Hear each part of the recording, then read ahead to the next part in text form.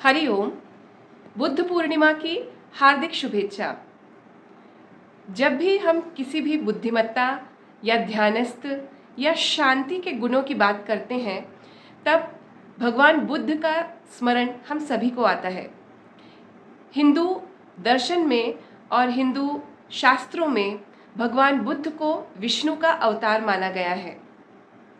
आज इस शुभ अवसर पर मैं आपके लिए एक बुद्ध भगवान के जीवन से जुड़ी हुई कहानी लेकर आई हूँ।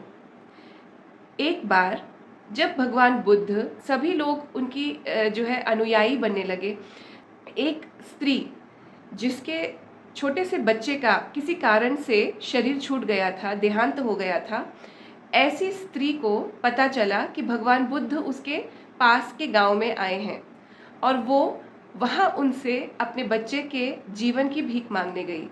ये तब था जब उसके बच्चे को प्राण उसके गए हुए बहुत दिन बीत गए थे, लेकिन वो जैसे संसार के सभी लोग एक डेड बॉडी के साथ करते हैं, वो अपने बच्चे की डेड बॉडी को वो उस विधि के लिए दे ही नहीं रही थी। वो इस बात को एक्सेप्ट ही नहीं कर रही थी कि उससे उसका बच्चा छूट गया है, अब वो जा चुका है। भगवान बुद्ध ने जब इस सिचुएशन को देखा तो उनके मन में उस पूरी सिचुएशन को लेकर के सारी चीज़ क्लियर हो गई, लेकिन इसके बावजूद भी उस स्त्री को जीवन पर्यंत एक अच्छा पाठ देने के लिए और स्पिरिचुअल मार्ग पे उसको इनिशिएट करने के लिए भगवान बुद्ध ने उसे एक बहुत अलग सी बात कही। भगवान ने कहा कि ठीक है, मैं इनको जिंदा कर सकता हूँ, क्योंकि पहले भी भगवान ने ऐसा किया था। तो इसी आशा से आई हुई उस स्त्री को लगा कि हाँ, शायद इस बार मेरा भी पुत्र जीवित हो उठे। और जैसे कि फिर भगवान ने उनको बोला कि आप ऐसे किसी व्यक्ति से जो कि कभी बीमार न पड़ा हो या ऐसे किसी घर से जिसमें कभी कोई मृत्यु ना हुई हो, आप ये पर्टिकुलर जो चीज़ है वो लाके दे दो, और जब आप ये लाके दे दोगे तब आपके पुत्र को मैं जीवित कर दूंगा। वो स्त्री बहुत प्रसन्न होकर वहाँ से निकली और हर एक घर में जाकर उसने पूछा। वो वस्तु बहुत ही साधारण सी वस्तु थी जो हर किसी के घर में मिलती है, लेकिन ऐसा कोई भी घर उसे ना मिल सका जहाँ पे किसी की मृत्यु ना हुई हो। जब इस बात को उस महिला ने समझा, तब जाकर के वो वापस आई और भगवान बुद्ध के चरणों में गिर के उसने क्षमा मांगी, उसने रोया और अपने दुख को छोड़ दिया।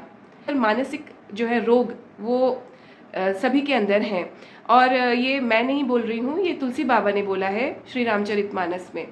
और जो ऐसे धर्म गुरु होते हैं, जो बड़े महात्मा होते हैं, इनके दर्शनों से इन रोगों को मुक्ति मिलती है, इन रोगों से हमें तभी हमें स्पिरिचुअल मार्ग पे आगे बढ़ने के लिए शक्ति भी मिलती है। और इसीलिए तब से उस स्त्री के माध्यम से सभी लोगों को ये मैसेज समझ में आया कि जीवन की जो भी सिचुएशंस हैं, जो भी जीवन का सत्य है, उसको एक्सेप्ट कर लेने में और आगे बढ़ जाने में ही समझदारी है। इसके अलावा जो एनलाइटेड सोल्स होते हैं, उनके ही शक्ति से हमको ये समझ में आता है कि ये जो कुछ भी है, इसका एक दिन ये चले जाने वाला है। तो ये सारा का सारा नॉलेज भगवान बुद्ध ने शब्द से न देकर इस सिचुएशन के माध्यम से उनकी इस शिष्या को समझा दिया, और ये जो शिष्या थी वो आगे चल के बहुत ही एनलाइटेंड सोल आगे चल के बनी। तो आशा है आपको ये कहानी अच्छी लगी होगी।